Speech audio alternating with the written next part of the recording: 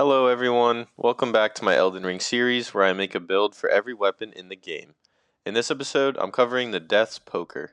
This weapon is a great sword and it requires 15 strength, 17 dexterity, and 11 intelligence to wield, and inflicts the frostbite status effect.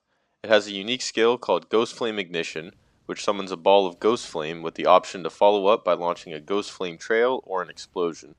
This weapon is obtained after defeating the Deathrite bird in the southern part of Caelid.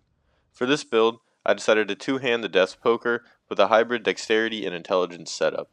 The Death's Poker has a fairly complicated scaling pattern. At surface level, it appears to get the best scaling in dex, followed by strength, with intelligence as the weakest stat. However, it seems that the Ghost Flame Ignition skill scales purely off of intelligence and gets pretty decent damage benefit up to around 50 int. And considering that the skill is by far the most compelling part of the weapon, I definitely wanted to take advantage of this.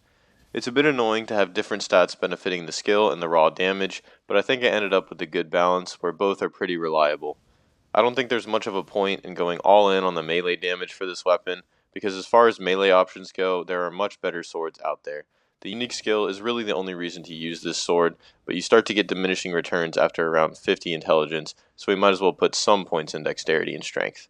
To speak more on the Ghost Flame Ignition skill, in my experience I found the R1 follow-up with the lingering Ghost Flame trail to be the better version by far.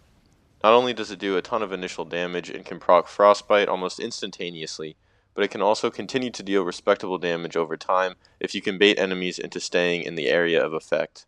Seriously, even some of the tankiest enemies can be killed with just one cast of this skill. In boss fights, it can be tricky to pull off the skill combo without getting staggered, as it does come out kinda slowly, but when it hits, it absolutely melts. This weapon also has a semi-unique heavy attack shared with the Sword of Milos, which is a running upward slash that can close small gaps pretty effectively. Speaking of the Sword of Milos, I am using that weapon in my offhand as well. I don't really use this sword to attack, since I tend to two-hand the Death's Poker most of the time, but having it in our offhand lets us get some FP back with each enemy defeated, thanks to its passive effect. If you want, you can switch it up and sometimes actually use both swords for power stance attacks, since we do meet the stat requirements for the Sword of Milos. I also like how it kinda looks like a spine when it's on our back, which goes well with my skeleton armor. For my stats, at level 150, I have 55 vigor, 24 mind, 20 endurance, 20 strength, 45 dexterity, 45 intelligence, and 10 faith and arcane. With 55 vigor, we have a good amount of health, and 20 endurance is enough for a two-handed greatsword playstyle, especially when most of the time we are just spamming our skill.